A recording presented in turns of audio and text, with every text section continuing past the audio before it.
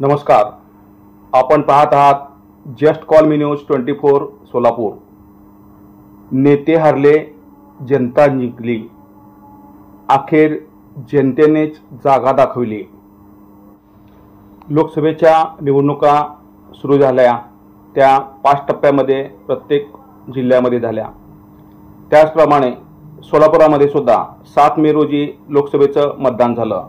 लोकसभेसाठी सोलापुरातून खरी लढत होती ती काँग्रेस आणि भाजपमध्येच होती हे सर्वांनाच माहीत होते. आणि सगळ्यात महत्त्वाची गोष्ट म्हणजे भाजपमध्ये असं होतं वातावरण की आतापर्यंत 2 वेळा भाजपचे खासदार आहेत आणि ह्यावेळेस सुद्धा आमचाच खासदार येणार. हे भाजप हे जोशमध्ये होते, ह्या होशमध्ये होते आणि आत्मविश्वास होता. त्याचप्रमाणे काँग्रेसच्या 3 वेळा टर्म आमदार असलेल्या प्रणिती शिंदे यांनी तर 4 महिने अगोदरच तयारी केली होती, परंतु काँग्रेसनं तयारी करत असल्यामुळे काँग्रेसची जरा थोडीफार पकड बसली होती आणि त्या सर्व ठिकाणी पोहोचल्या होत्या. परंतु भाजपाने फक्त 15 दिवस अगोदर उमेदवार जाहीर केला. कुठला उमेदवार जाहीर करावा त्यांना अजिबात कळत नव्हतं आणि ऐनवेळी त्यांनी राम सातपुते यांना उमेदवारी जाहीर केली. भाजपा यावेळेस मात्र फार जोशात आणि होशमध्ये होते आणि सगळ्यात सांगायचा मुद्दा असा की भाजपाला पूर्ण खात्री होती की काही झालं तरी सुद्धा मोदी पंतप्रधान होणार हे सगळ्यांनाच माहीत होतं. मी पण अगोदरच सांगितलं होतं. परंतु सोलापुरामध्ये भाजपने काय केलं की ऐनवेळेस आयात उमेदवार जाहीर केला. म्हणजे सोलापूरकरांची अशी अपेक्षा होती की सोलापुरामध्ये स्थानिक उमेदवार असावा. आतापर्यंत 2 वेळा खासदार सोलापूरचे आहेत. सोलापुरामध्ये 4 आमदार आहेत. महत्त्वाची गोष्ट म्हणजे सगळ्यात सांगायची गोष्ट म्हणजे भाजपाची संख्या जास्त, आमदारांची संख्या जास्त, 2 वेळा खासदार झालेले त्यांची संख्या आहे. एवढं सगळं असताना सुद्धा ह्यावेळेस सोलापूरकरांनी मात्र ओळखलं आणि भाजपाची हवाच काढली. कारण का तर भाजपाने काय केलं की स्थानिक उमेदवार द्यायला पाहिजे होता. मी पहिल्यांदाच म्हणलं होतं की पंतप्रधान मोदीजींना पंतप्रधान करण्यासाठी सोलापूरचा बळी कशाला. तसंच झालं. कारण का तर मोदीजी तर पंतप्रधान झालेच, परंतु जे खासदारकीचं फिक्स सीट होतं ते हातनं गेलं, हातनं घालवण्यात आलं असं झालं. आणि सगळ्यात सांगायचा मुद्दा असा की हे गाफीलपणामुळे झालं आणि बेजबाबदारपणा झाला आणि आपला स्वार्थ आणि एकमेकाची जिरवण्यामध्ये झालं हे असंच म्हणावं लागेल. सोलापुरात भाजपाचे 2 देशमुख 2 टर्म आमदार आहेत.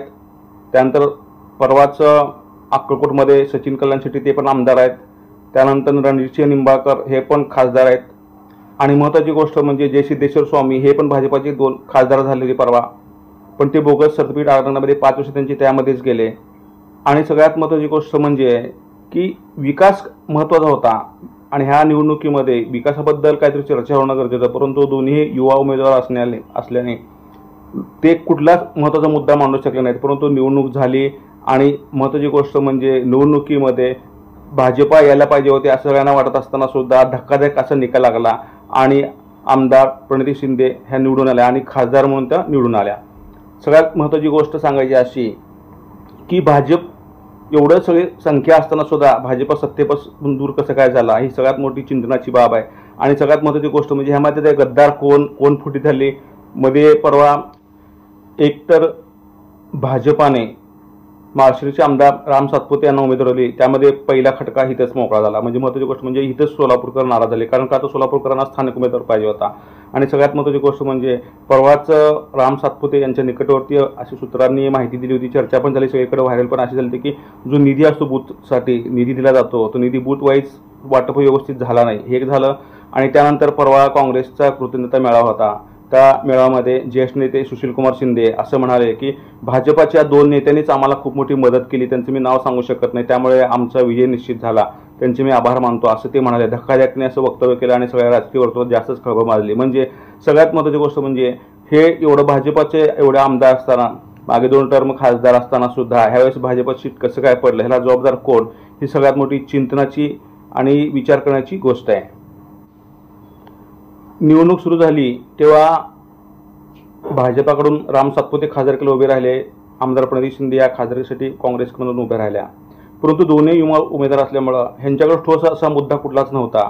परंतु दोघांनी सुद्धा एकमेकाचे आईबाप काढले आणि बालिशपणाचं वर्तन केलं. त्यामध्ये सोलापूरच्या विकासावर कुणीही बोलायला तयार नाही आणि ह्यांच्याकडे असा कुठलाही अजेंडा नव्हता की आम्हाला मतं द्या म्हणून. फक्त ह्यांनी एकमेकाचे आईबाप काढणे, एकमेकाला शिवाशाप देणे आणि आरोप प्रत्यारोप करणे, एकमेकाची आबरू विषय टांगणे ह्यामध्येच केले आणि जनतेने सुद्धा ह्यामध्ये फार मोठी मजा पाहिली. आणि सगळ्यात सांगायची गोष्ट म्हणजे यावेळेस जनतेने मग काय केलं की स्थानिक जनतेला सोलापूरकरांना स्थानिक उमेदवार पाहिजे होता. सोलापूरकरांनी असा विचार केला की निदान स्थानिक आहेत आपल्याला भेटता येईल, कारण का तर ह्याच्या अगोदर खासदारांनी काहीच कामं केले नाहीत. निदान ह्यावेळेस प्रणिती शिंदे बेताल वक्तव्य करतात, परंतु कामं पण करतात. बेताल वक्तव्यासाठी त्या प्रसिद्ध आहेत, महत्त्वाची गोष्ट म्हणजे. आणि त्यांच्या स्वभावामुळे त्या कुठेतरी मागे सुद्धा पडतात असं सुद्धा म्हणावं लागेल. मग सोलापूरकरांनी काय विचार केला की आम्हाला स्थानिक उमेदवार पाहिजे, म्हणून सोलापूरकरांनी त्यांना खासदार म्हणून निवडून दिलं. ही आज सगळ्यात मोठी जमेची बाजू आणि भाजपला धक्का दिलाय. याचा संपूर्ण निवडणुकीवर परिणाम झाला. या अगोदर काँग्रेसकडून खासदारकीला 2 वेळा पडलेले सुशीलकुमार शिंदे यांनी काहीच कामं केली नव्हती, जनतेला निराशा केली होती.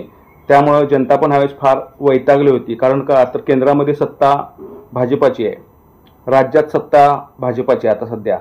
त्यानंतर महापालिकेत सोलापूरच्या सत्ता भाजपाची होती.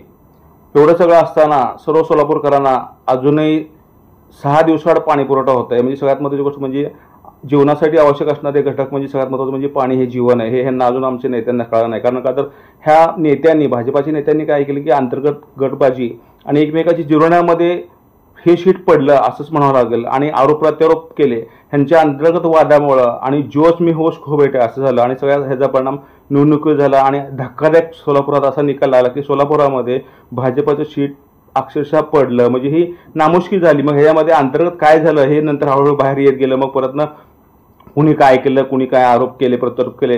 परंतु सोलापुरामध्ये भाजपाचे 2 आमदार असताना, 1 खासदार असताना, अजून बाकीचे असताना, म्हणजे भाजपाची संख्या खासदार आमदारची जास्त असताना सुद्धा सोलापुरात भाजपचं सीट पडतेच कसं, हा प्रश्न विचार करण्यासारखा आहे.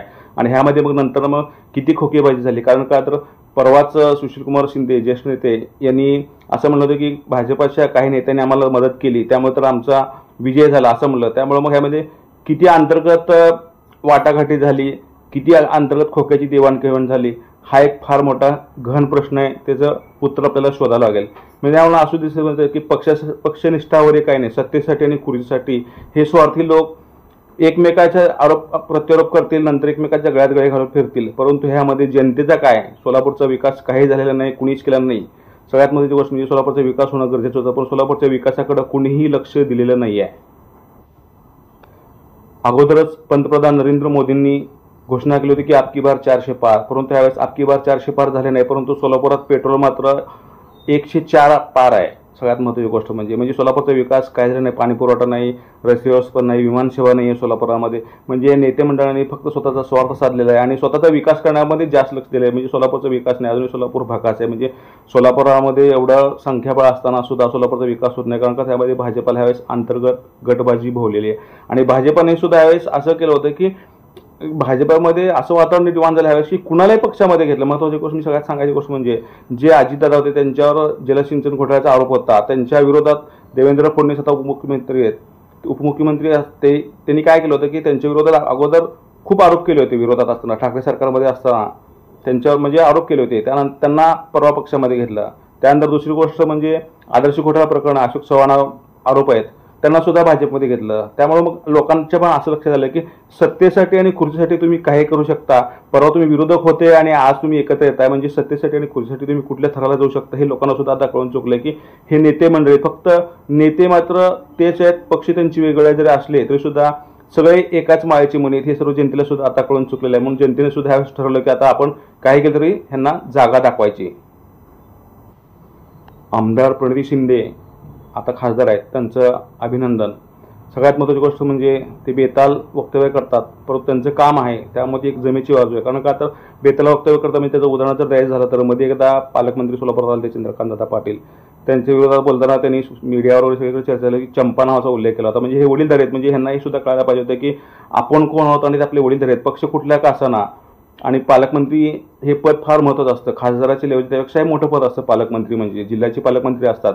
त्यांच्याबद्दल तुम्ही जर अशा वडीलधाऱ्या माणसाबद्दल असं जर बेताल वक्तव्य करत असाल तर तुम्हाला सुद्धा समजायला पाहिजे की आपण कसं बघायला पाहिजे. कारण का तर जनतेने तुम्हाला एखादा एक संधी दिलेली आहे, तुम्ही संधीचं सोनं केलं पाहिजे. कारण का तर मध्ये निवडणुकीच्या काळामध्ये तुमच्या विरोधात सुद्धा पप्पा आले, मम्मी आली, लेक आली, ताई आई येणार अशा घोषणा झाल्या, चर्चा झाल्या.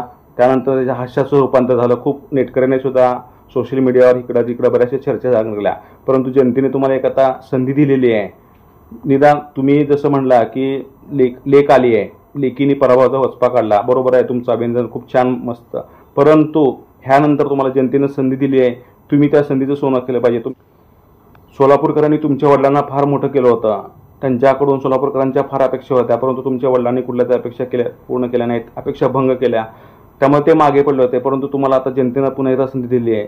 निदान वडिलांनी नाही केलं, लेकीने तरी आता करून दाखवा. सोलापूरच्या विकासासाठी तुम्हाला एक चांगली संधी मिळाली. सोलापूरच्या लेकीनं आता सोलापूरच्या विकासासाठी प्रयत्न करावा, तरच आपल्याला असं म्हणता येईल. आता विधानसभा पण जवळ आलेल्या आहेत आणि सगळ्यांना, बऱ्याच लोकांना पण धास्ती की सोलापुरातच नाही तर अख्ख्या महाराष्ट्रामध्ये अशाच म्हणजे अशक्य असे निकाल आलेले आहेत. आपण अंदाज सुद्धा बांधू शकत नाही. बऱ्याच जणांनी अगोदर सांगितलं होतं की एवढे आकडे येतील, तेवढे येतील, असं म्हणजे सांगितलं होतं. परंतु तसं काय झालेलं नाही आहे. कारण का तर अंदाज वगैरे सगळ्यांचे चुकलेले आहेत ह्यावेळेस. सगळ्यात महत्त्वाची गोष्ट म्हणजे सोलापूरकरांनी तुम्हाला एक चांगली संधी दिलेली आहे. त्या संधीचं तुम्ही नक्की सोल्व करा. आणि तुम्ही जर कामे केले, विकास केले, तर पुढच्या वेळेस तुम्हाला परत न कोणाला मतं मागायला सुद्धा जायची गरज नाही. तुम्ही सहज निवडून जाणार पुढच्या वेळेस सुद्धा. आणि लोक तुमच्याकडून आता सर्व सोलापूरकरांच्या खूप मोठ्या अपेक्षा आहेत. तुम्ही सोलापूरच्या विकासासाठी प्रयत्न करा, तरच लेक आली आणि लेखीने करून दाखवलं असं अभिमानाने सर्व सोलापूरकरांना आम्हाला सांगता येईल.